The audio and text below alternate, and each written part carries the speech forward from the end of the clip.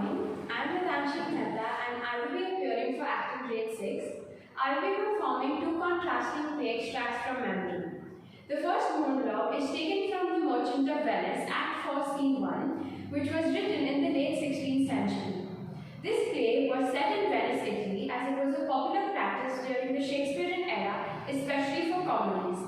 The play revolves around Antonio, a merchant in Venice, who had borrowed a sum of 3,000 ducats from a Jew named Shylock for his friend Bassanio so that he could go to Belmont in order to win the heiress Portia's hand in marriage. This scene takes place in the court of Venice, where Antonio has failed to repay the loan, which entitles Shylock to cut off a pound of Antonio's flesh. Portia disguises herself as Balthazar, a young lawyer in the court, to defend Antonio's case and save him from Shylock's wrath. I will be playing the character of Portia, an eloquent speaker and a quick-witted woman who is in. This monologue revolves around the themes of mercy and fairness as portrayed by Portia's character.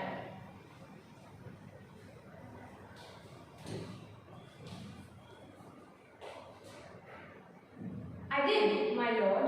I am informed thoroughly of the cause. Which is the merchant here, and which is the Jew? Is your name Shylock?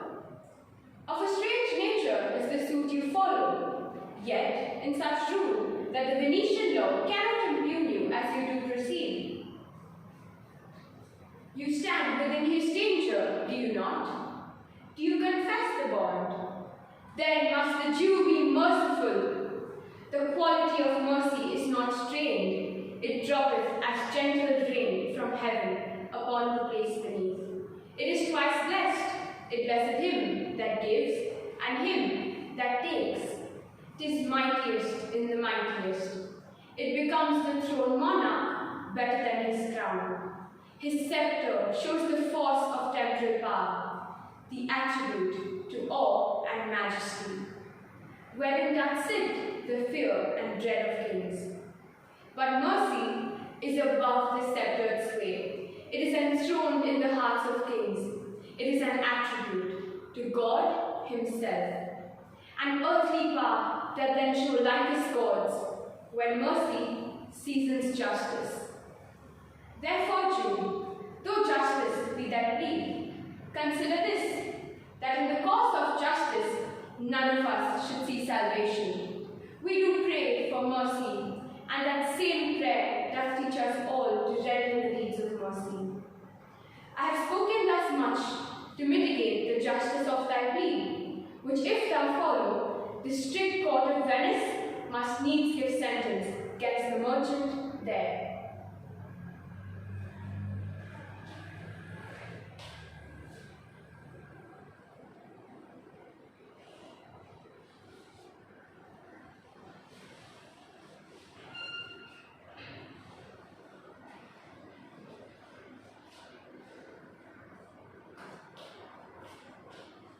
The second monologue that I will be performing is taken from the play 14, written by Alice Kirstenberg in the year 1920. In this play, Mrs. Pringle is preparing to host a dinner party to introduce her daughter to the city's most eligible bachelor, Oliver Farnsworth. Illness and a blizzard force some guests to cancel, and three characters are compelled to salvage the evening and the dinner table layout. I will be playing the character of Mrs. Pringle, a frustrated control freak who is struggling to cope with the last-minute cancellations. This monologue revolves around the themes of anger and frustration as portrayed by Mrs. Pringle. I shall go mad and never entertain again. Never, never. People ought to know whether they're coming or not, but they accept and regret and regret and accept. They drive me wild. This is my last dinner party, my very last. A fiasco, an utter fiasco. A haphazard crowd hurrying together when I had planned everything so beautifully. Now, how shall I see them? How shall I see them? If I put Mr. Tupper here and Mrs. Pondy there, then Mrs. Tupper will have to sit next to her husband. And if I want Mr. Morgan there, oh, it's impossible. I might as well put their names in a hat and draw them out at random. Never again. I'm through. Through with society, with parties, with friends. I wipe my slate clean. After this, I'm going to live for myself. I'm going to be selfish and hard and unsociable and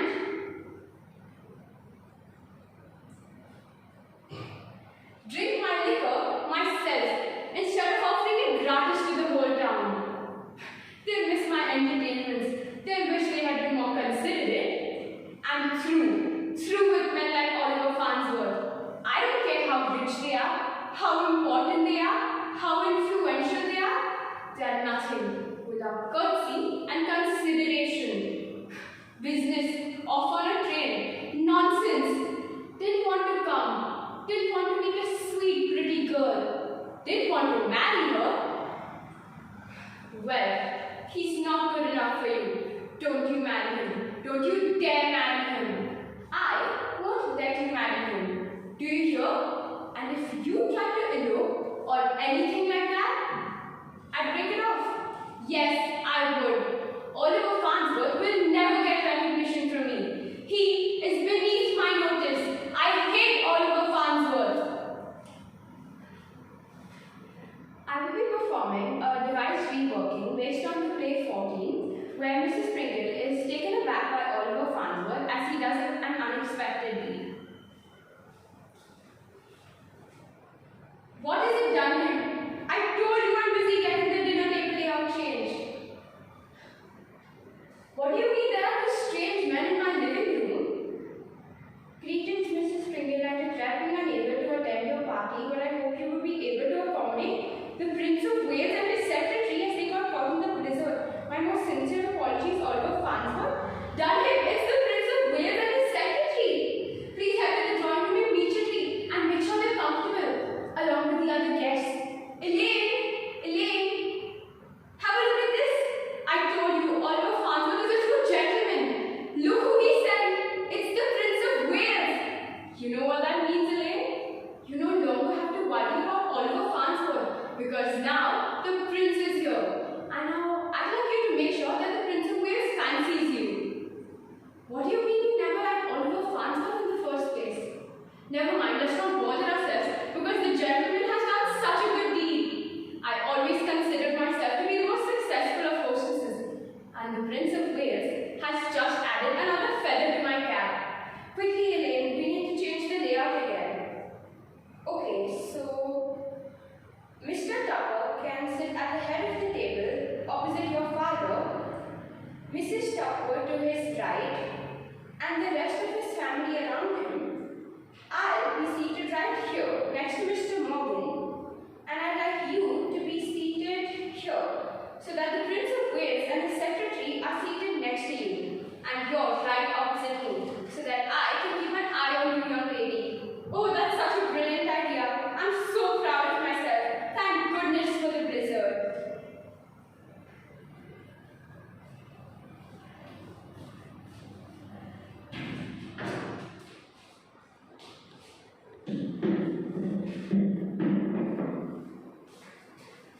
I'll be performing an improvisation where my character is preparing to host a podcast based on an issue that means a lot to them, and I will be playing the character of Mrs. Pringle.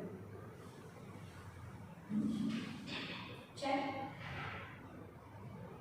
Is the Prince of Wales here? Okay, let's go on ahead. Greetings, listeners. Welcome to Living the Elite Life. I'm Mrs. Pringle, and as I'm sure most of you know, I host the most extravagant parties in this town. Today we're here to talk about an issue that personally means a lot to me, and that is planning the perfect party. As you all know, having a perfect party is very important in our social lives, and a lot of factors contribute to having this party. Beginning with the perfect guest list. Recently, I had a party where a lot of my guests were being unable to come, and it was very hard for me to maintain the perfect guest list of 14 people. And of course, people have their own plans, and it's very difficult to have the right amount of people. So I think having the the perfect guest list is very important. Next, I would say having the perfect cuisine and having the perfect courses along with the best wines are very important. And of course, having beautiful decorations and most importantly, the seating chart. To have good conversation at a party, you need to always have the best people and of course seated in the right way. Today we will have a special guest and I'm sure most of you have heard of him, the Prince of Wales. He recently attended one of my parties and of course I'm sure none of you have experienced this, so I requested him to come and talk to you about it. So please let's have a round of applause for the Prince of Wales. Good evening, sir, Your Honor. As I was telling our listeners here, having the perfect party is very important. And I'm sure you like my party and I'm sure you're here to boast about it to everybody else so that they're always waiting to come. Anyhow, so I'm sure you as a prince are invited to a lot of parties and managing your social life will be very taxing along with of course your other duties. So would you please tell our listeners how you manage your time and how you manage to attend such beautiful parties?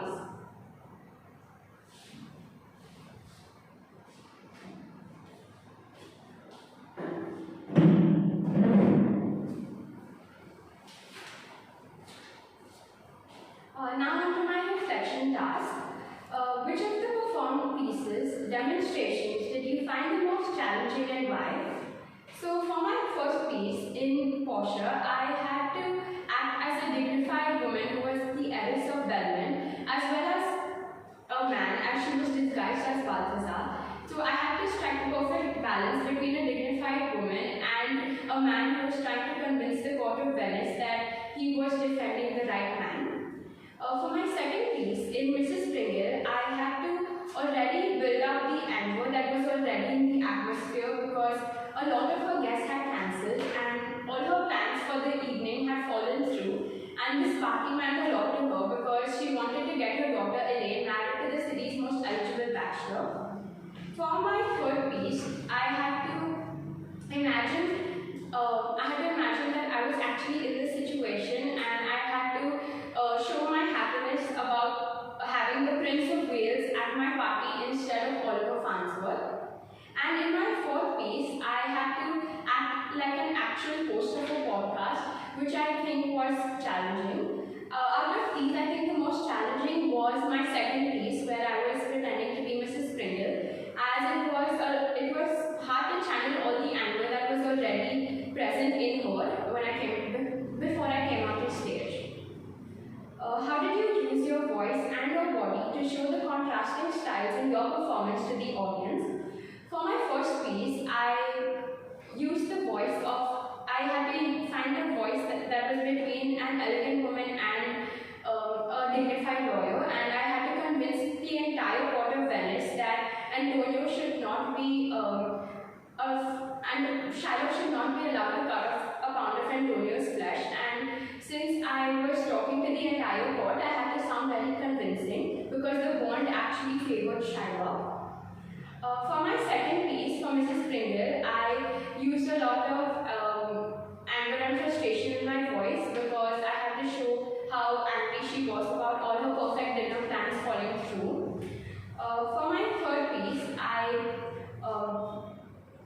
had, again for Mrs. Pringle, I had to show a little anger but also at the same time a lot of happiness because instead of just the city's most eligible bachelor, she was now going to have the Prince of Wales at her party.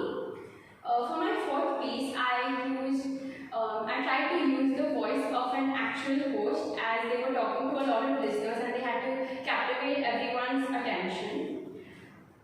Choose one of your extracts. How does it fit in the overall story plot arc of the piece? So the first piece took place in the court of Venice where Portia disguised as Balthazar was defending Antonio's case. Before this, Antonio had borrowed a sum of 3,000 ducats from Shiloh to help his friend Lysandro. And Shiloh and Antonio had signed a bond where it said that if Antonio failed to repay the loan in 3 months, Shiloh would be entitled to cut off a pound of Antonio's flesh. And this leads us to the scene that takes place in the court of Venice. Portia disguises herself as Balthazar and defends Antonio's case. it had mentioned only 1 pound of flesh. If Shylock drew even a drop of blood, all his estates would be seized by the court of Venice. And she finally won the case for Antonio, and Antonio was set free. How did you decide on your staging for one of your performed pieces? What other options did you try? For Mrs. Pringle, I was in the living room and I had the I was in the dining room and I had my dining table to my right and I had a mini bar to my left. So initially the bar and the table were kept in one line, but since it cut off my movement, we decided to place the bar slightly to the back, and my entrance of the door was right at the back. And I had my butler Dunham standing behind the table to my right and my daughter Elaine to my left.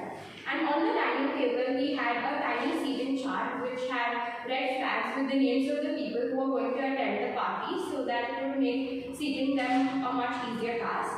And initially we had tried to keep the dining table right in the center, but since if there was an actual table it would cut off my movement, we decided to shift it to the right.